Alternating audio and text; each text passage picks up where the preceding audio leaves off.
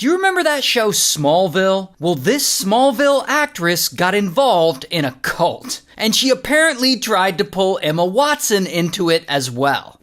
Now, the woman's name is Allison. She's 18 during this time. She's an actress, and she's been on the Hollywood grind for over a decade. She was in Camp Nowhere. She was in Honey, We Shrunk Ourselves. She was in Seventh Heaven. But one day in 2001, her whole life changes because she gets cast in this new show called Smallville about a young Superman, and Allison plays his sidekick. And this role is great for her, and she's really good in it. But despite this success, she can't help but feel like there's something missing in her life, and that feeling is about to get her in a lot of trouble.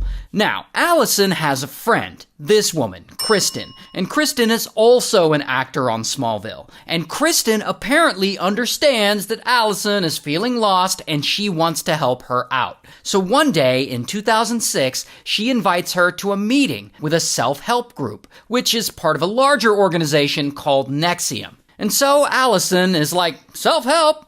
All right. And she decides to give it a shot. And so Allison goes to this group, and this group ends up being straight up a cult. But Allison, she's naive. She doesn't know that. And so she meets a bunch of people there, including a few women who low-key want to recruit her into this cult real bad. And they want to recruit her because she's on TV. She's moderately famous. And having famous members always makes cults look more legit. And so they tell her they can help her out and that joining them will solve all her problems and will advance her acting career and all this nonsense. One of them even flies Allison on a private jet to go and meet the founder of this self-help group. The founder is this guy, Keith. And Keith, he's a weird dude, but he's extremely smart. Or at least he claims he is. He claims he's some kind of genius. And he takes himself very seriously. He and the other members call him Vanguard and shit. But we're not going to call him that because that's actually stupid. Anyway, so Allison's like, all right, maybe this guy can help me. And so she decides to join Keith and NXIVM. And from here, she gets sucked into the world of this cult. And they give her a sense of community, and they promise to fix whatever's bothering her and help her acting career. And honestly, she feels pretty good about these people and about this place.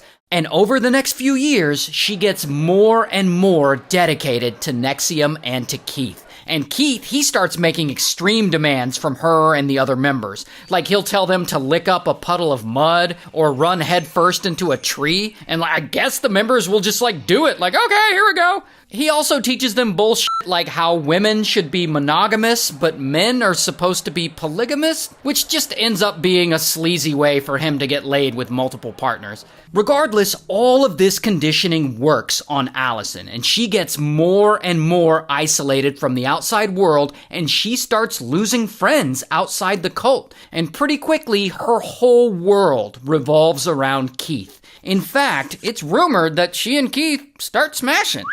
And while that seems very likely, in my opinion, that isn't actually confirmed. Now, by this point, it's 2011, and Smallville has wrapped, the show's done. And Allison isn't really acting much anymore. All her time is completely invested in this cult.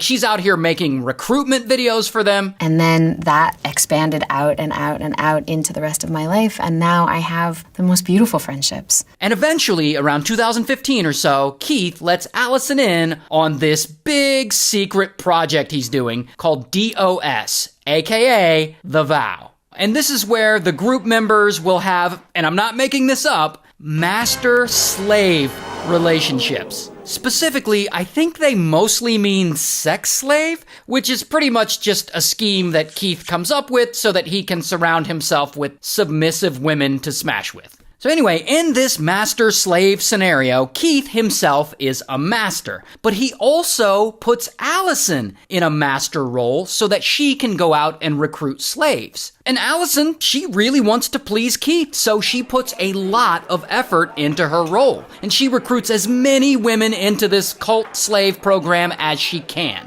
And she'll generally lure the women in by telling them that they're joining a female mentorship program or like a women's movement.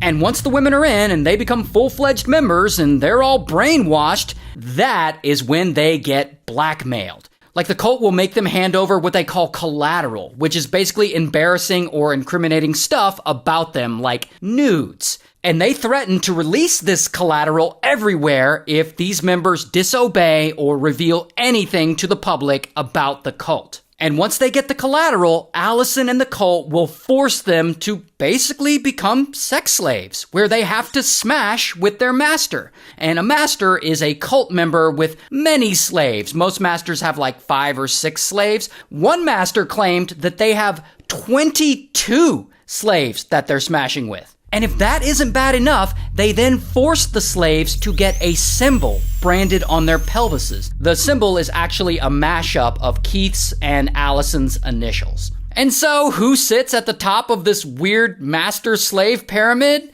Of course, the self-proclaimed genius himself, Keith.